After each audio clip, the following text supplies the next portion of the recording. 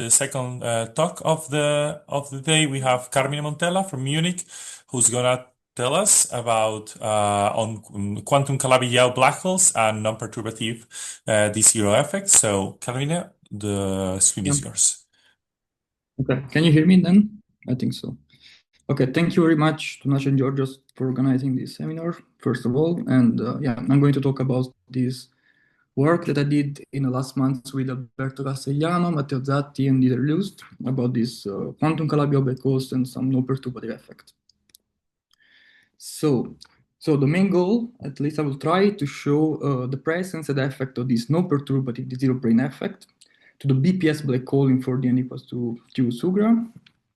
I will try then to provide a physical interpretation of these corrections to the BPS black hole entropy and try to infer an underlying physical principle beyond them. Okay, so I will have to try to answer when it's possible or not to have such corrections. Okay, my motivation comes from, of course, it has been conjectured for years that non-perturbative effects are essential to recover proper quantized black hole entropy. So, in other words, to have an entropy which is an integer. However, as I'm going to argue, there are some non-perturbative D0-brane corrections such that they can modify the potential, so the Lagrangian, but sometimes they do not affect the BPS black hole entropy. So I will argue better about that, but for instance, I will just say that if you take a D0 D2D4 black hole, you can have non-perturbative correction to Lagrangian, but you don't see that in the entropy, okay? And for a D2D6 black hole, sometimes you don't have such non-perturbative correction. I will talk better about this. But yeah, so the question I would like to arise are, can BPS black hole lack non-perturbative correction to the entropy? In what way can those corrections compromise the stability of the system? For instance, usually non-perturbative effects to BPS black hole are associated to Schwinger pair production. So you have an instanton in the horizon and you have a pair-antipair particle that can be created. One of the particles of the couple can leave the horizon, reach the server, which is at infinity, and then the server at infinity will say that the black hole is evaporating. Okay, this is a kind of non-perturbative phenomenon of non-perturbative effect of BPS black holes, of black hole in general. I mean, more general than BPS black hole, as we see. And how we can interpret those physical effects as this non-perturbative effect in terms of, simple physics, let's say. So first, we need to construct the most general quantum-corrected D0 D2D4 D6 solution, because the example that already known are the D0 D2D4 and D2D6, and we found no non-perturbative correction to the entropy. So in order to understand this better, we need to find the most general quantum-corrected BPS black hole for d n equals to 2, and then we're going to calculate this non-perturbative zero correction in the entropy. Then I will try to explain the physical interpretation in a semi-classical perspective. We perform analysis of this BPS particle dynamics in the underlying extremal black hole near region geometry, which is ADS2 times S2. Okay, so this is a sort of plan of the talk. I'll start with some convention. We know that we start from a two derivative action, which comprise a vector multiplet and hyper multiplet sector. We are going to focus on the vector multiplet as usual. We know that if we want to add high derivative correction, there is a BPS tower of operator that usually are encoded in a generalized P potential that I will define as F. Now, W is the gravity field strength, and usually perturbative expansion plus non-perturbative are encoded by the formula that I wrote.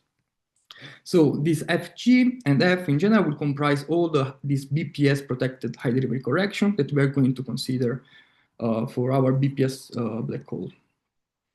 So usually when we study high derivative correction to BPS black hole, we consider this rescaled quantity, just the same quantity. So X is always our scalar field, but it's just rescaled. And then we are going to consider this generalized central charge, just convention. As we know, one of the most groundbreaking results of the last 30 years is still the attractor mechanism. It fixes the wave of the scalar field, major part of scalar field, and Fa according to the charge of the black hole. This is very important. So at the horizon, they are stick to a value. It depends only on the charge of the black hole.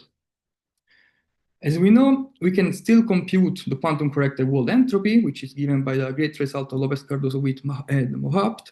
But we want to specialize this for a generic Calabi-Yau black hole in the large volume patch. So we are going only to consider the zero effect. I'm not writing the details, but what I mean is that we take a limit which the MTU radius is much bigger than any two cycle of the Calabi-Yau. So the lightest degrees of freedom are going to be the D0s. Okay, to start, and we'll understand, it will be clear after why we're going only to consider D0s. We have this expansion. So we have a tree level, a while loop, and generic high derivative correction. Perfect. This is a super short review. Hope it's clear. And I'm going to go. So what we are going to do now is to address to calculate the entropy functional for the most general quantum corrected BPS black hole for the n equals 2. So we have a full number of charge for this BPS black hole. I will skip all the steps. I want to argue now that this is the most general entropy functional in this theory, where this Q tilde, A tilde, and Q tilde, and delta tilde are just shifted charge of the black hole. And which in principle is like this D0 charge, which is Q0, D2 charge, which is QA, and the dual PA and PO and P0. So to this, to trust about this formula, we compute some limits in our paper. I will just show some precise limit of this formula. In principle, if we eliminate all the high derivative corrections, so the one loop and the G part, the formula reproduced the famous Shimakova result of 97 that for the first time compute the entropy of a Calabi-Yau black holes without corrections. And the formula that we found exactly obtain this. Another limit that we can obtain is that to remove one of the charge by keeping fixed the high derivative corrections. This is a less trivial check. We can do this. We can remove the P0 charge in our black hole. We are moving to space of the black hole solution. In this case, we're going to have a 0 to 4 that I call black string case. We can argue that the formula that we obtain exactly reproduces the Lopez-Cardoso with hooped formula with all non-perturbative correction or generic corrections, okay? So this is just for trust about the formula we found, and then we're going to substitute a VB calculation of this non-perturbative correction due to the zeros, okay? So how to calculate those corrections? In general, this high derivative correction might be expressed through the Gobo-Kumaba formula, okay? These are one loop in the M theory dual perspective, and these are one loop of the zeros. It's possible to argue that this is indeed the formula, and this formula in principle has inside perturbative part and non-perturbative part, okay? Where alpha is topological string coupling, which in Einstein frame is also the gravity photofield stance. So what is nice about the connection interplay between the topological strings and black hole is that due to the attractor mechanism, also topological string coupling evaluates the attractor points depends on the black hole charge. And what I'm going to argue now is that in principle it could be also complex.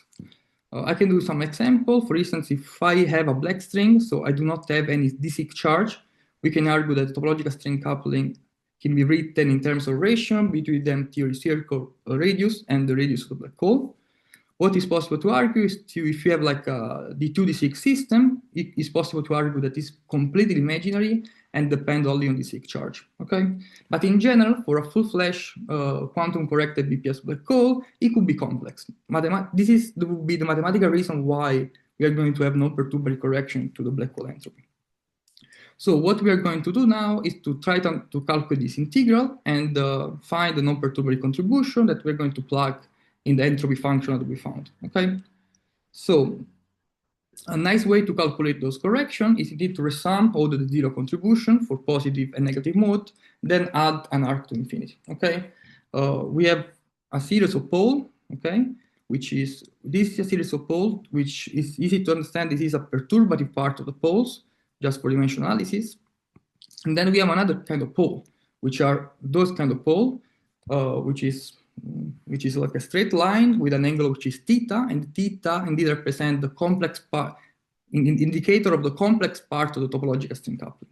Okay, it's important to say that this process is only possible if the real part of alpha is positive. Okay, so what we are going to do now is to compute this integral, compute perturbative, non-perturbative, but we are just focusing on non-perturbative part, and then understand if it's zero or not when we plug that inside the black hole entropy, okay? I skip some calculation. So the residue theorem applied to this branch of pole return this result, okay? This is the magic part of G, which is going to appear in the black hole entropy. As I'm showing you, this is not zero. And this is particular because in the previous cases, this always been 0, okay? So we need to understand what is the physical meaning and why in the other case, the result was 0. Something that we can do to trust about this formula is to understand this formula in very special cases. For instance, we can remove the D6 charge, okay? If you remove the D6 charge, then we can argue that the correction to the prepotential, so to the Lagrangian, is not 0. However, its imaginary part, so the part that goes inside the black hole entropy, is 0. You can really see from the formula when P0 equal to 0, everything is 0. So this is a very special case because we have non-perturbative phenomena in the Lagrangian, but they do not affect the black hole entropy, okay? Another case that is possible to show is the D2 D6 limits.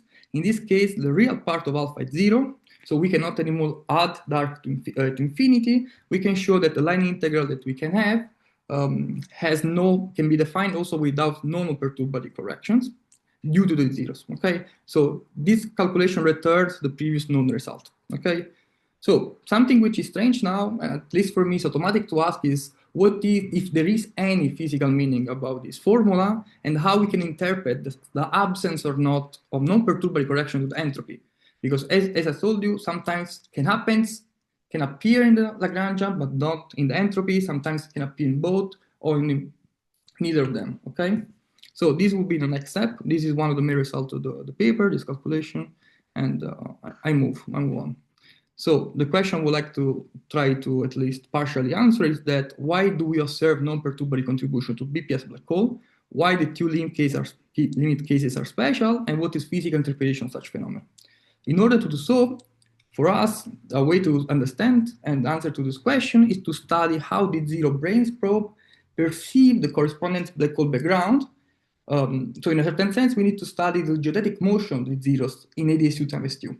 Only understand what an observer inside the near horizon region can see. This will be our physical interpretation of what's going on inside there, okay, near the black hole. So very briefly, we need to understand the geodetic motion. So we focus on near horizon ADS2 times 2 geometry. In this, now we just consider Poincare coordinates. This is the metric. We know that the radius of ADS2 is defined by the central charge of the black hole, okay? And we can argue that if we have a BPS particle in 4D n equals to 2, its mass in Planck units is given by the central charge. And we can write a nice action in the ADS2 times 2 background. And this is the action. F and G are the field strengths and magnetic dual to the graviphoton field strength, to the graviphoton. And QA and PA are the respective charge, okay? But of course, those quantities are not referred to the ADS2 times 2 geometry, but just a quantity that an observer at infinity can see. So what we are going to do now is to rephrase those quantities in an ADS2 times 2 language, let's say. What we can prove is that we can write the F and G field strengths in terms of Bohr volume of S2 and ADS2, okay? Just calculation, what we are going to argue now is that the flux part of the worldline action is indeed given by only two charges. The charge that I will denote as electric and magnetic effective charge of the particle. So one only care about the ADS2 part, and the other one only about the S2 part, okay? What is nice, at least for me, is the following. The fact that a particle is moving in a near horizon geometry of black hole, this charge only depends on indeed the charge that the black hole sees of the particle. So these charges are not defined only by the charge at Ts at infinity, but it's a mix between the charge, the graviphoton charge, and the charge of the black hole itself. This is pretty clear if you look this QM, which is the magnetic charge, which is literally a scalar product between the charge of the black hole and the charge of the particle according to the symplectic metric, okay? These are very nice stuff. Something that, which is also not trivial, at least for me, is the following. We have a combination charge in ADS2, and what we can prove is that the mass squared in Planck units in 4D can also be written as sum of squared of the electric and magnetic charge. This is very interesting result for the following reason, because due to the fact that we can always write the mass in this way, we can prove that if we have a non-zero magnetic charge, the electric charge is always less or equal than the mass. This could be a trivial implication of the formula, but it would be super important for physical meaning of what's going on. So what we are saying is that a BPS particle in 4D, when seen by an observer in ADS2, the particle becomes sub-extremal, okay, in terms of the charge of QE. This will have like strong implication about the physics of the process. So what we are going to do now is to write ADS2 time-symmetric, study the conserved quantity, so the angular momentum and the energy of the system. We can write the equation of motion for the particle in direction rho, which is the radius of ADS2, but it's not important. And then we can write the trajectory that depends on the Casimir of SU2, which is the S2 part, and the Casimir of S11, which is the ADS2 part. So now we can have different trajectory, and depends if the particle is extremal, sub-extremal, or super-extremal in 4D. However, we argue that a particle which is BPS in 4D could be extremal in 2D, also sub-extremal in 2D, okay? So just focus about BPS particle because we're considered string theory embedding. And this is the geodetic motion and the trajectory. So just with figure, without formula, we can see figure A. The figure A is the green and red trajectory are referred to particle and particle. The dotted blue line is the instanton contribution, and while the gray part is the ADS2 part region, and the white part is the Minkowski region. So the boundary is just a conformal boundary. So if you take the distance between a white point and a gray point, the distance will be infinity, okay? So it's just a conformal boundary. What is possible always to show is that due to the fact that a BPS particle 4D becomes sub-extremal into D, we can prove that the instanton always cross the boundary, okay? When we compute the instant contribution, we can prove that it's always infinity. So e to the minus infinity is 0, okay? So the process such that the instanton create a pair and anti-pair is always 0. And this is indeed the nature of non-perturbative stability of a BPS black hole. Because a BPS black hole is stable only, not because it's a BPS black hole or an extremal black hole, only if the spectrum indeed is current to be BPS, okay? And this is a reason why, because the instanton contribution always overlap with the boundary of ADS2. If we have an extremal particle in ADS2, so we have a BPS particle in 4D and also a BPS extremal particle in 2D, then it's possible to show that the instanton cross the horizon only in a point. We can prove that the instanton contribution is finite. So in principle, the possibility to have a pair-anti-pair creation is possible, and so the evaporation could be possible. However, we are going to argue that the prefactor in front of the amplitude is exactly 0. So also when the particle is extremal in 2D, the result will be always 0. So we can have no evaporation. But in general, if you have a super extremal particle, so particle that does not come from the BPS sector of string theory, for instance, we can prove that the instanton worldline always does never cross the horizon. This means that when we are going to compute that, the result is always finite, okay? More, the result is finite, and the Lagrange obtains an imaginary part. This is very simple to understand. This means that it's always possible to create from an instanton a pair and anti-pair. So an observer, which is an infinity, can see indeed the pair, one particle of the pair that has been produced, and then in this case we can see that the black hole is evaporating, okay? This is the real reason why.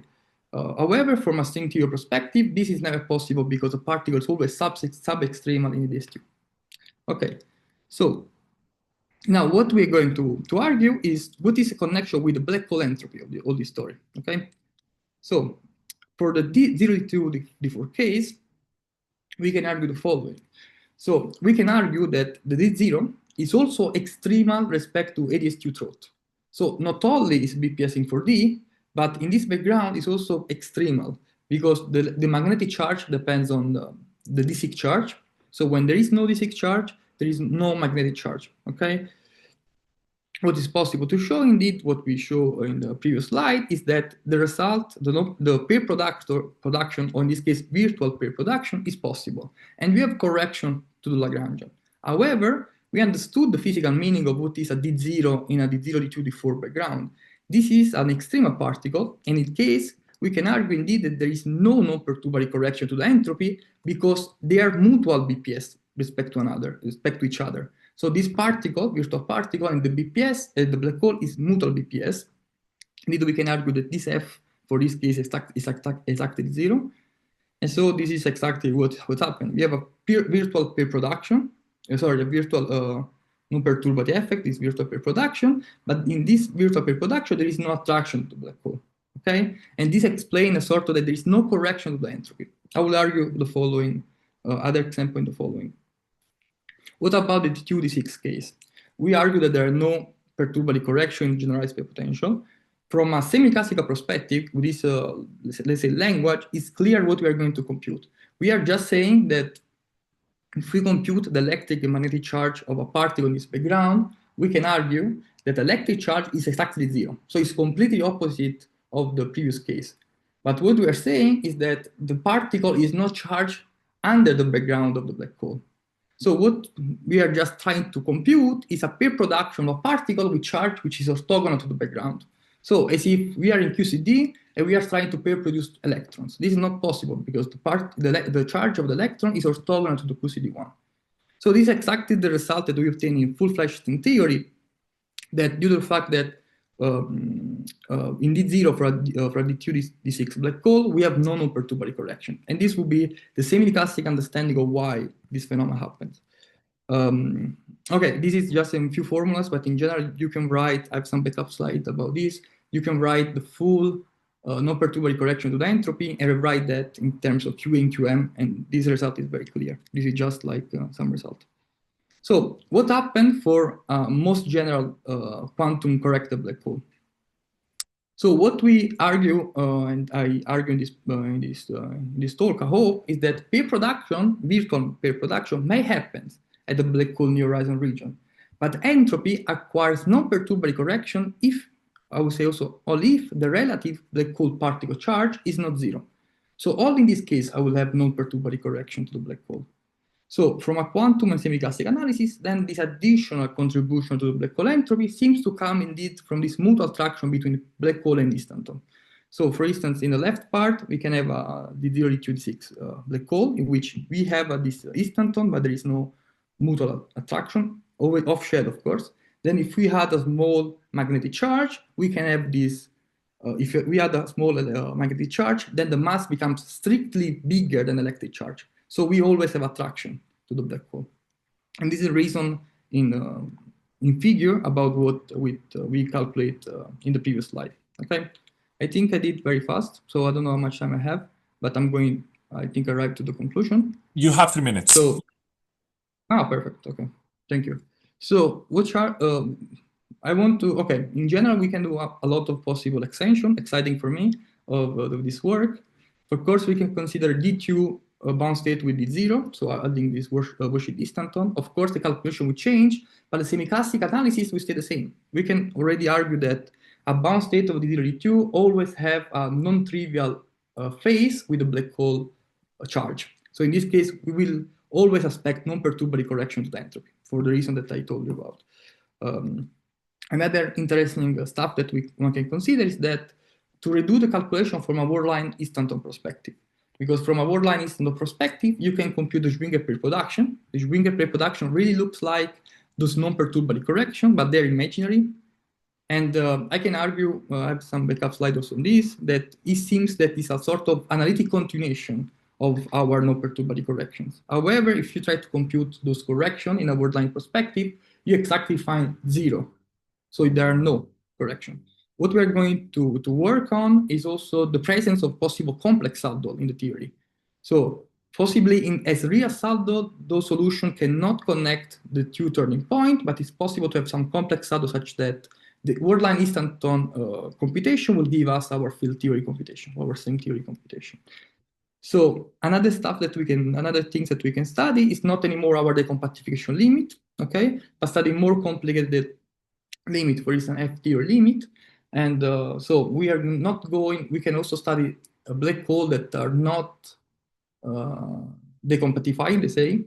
They don't become black strings or black hole in any dimension, but become sort of wiki coupled string phase. This is still work in progress. I think at least the most exciting part for me is to have the more complete understanding of non-perturbative effect to black hole physics. In this way, one should not only consider the global Kummer expansion in Minkowski and then try to run to the black hole horizon, but revisit the Kummer calculation done in the near horizon of black hole geometry. In this case, we can have a full-fledged understanding of all the phenomena for black hole physics. Okay. So I think I've done. Thank you very much for listening. Okay, thank you, Carmine, for the very nice talk. Now we have some minutes. If there are questions from part of the audience, if not, we're gonna have in any case then like an open mic, not recorded discussion time if needed.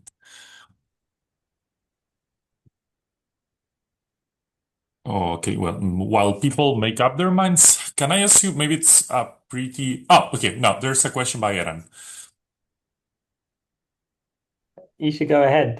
You started asking. It's okay. No, it's fine. It's fine. It's like more like a conceptual question. I can ask it later.